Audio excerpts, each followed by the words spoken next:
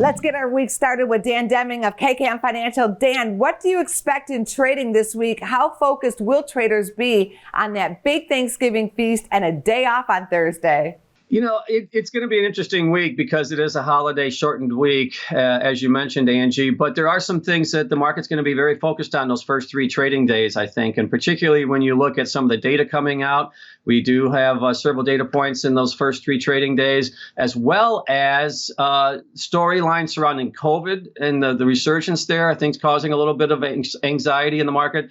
And the Fed chair announcement. There's still some uncertainty as to who might be recommended as the Fed chair moving forward. So I think that's going to keep the market a little bit on its toes, even though we have a shortened trading week. What are some of the technical signals you're watching in the market?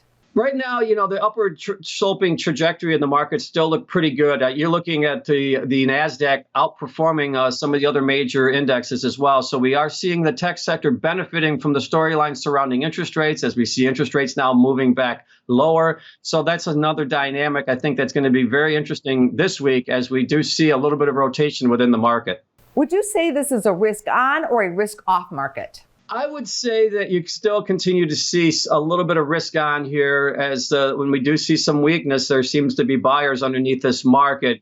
Again, I think there's a little bit of question about the potential impact of the COVID storyline, particularly as we see it work its way through the globe. And Europe right now, we're seeing the potential for some lockdowns or some restrictions. So that's an outlier. But overall, from the general trends, I still think the market looks like it's in a position to move forward. Thank you, Dan. Have a great week at Thanksgiving.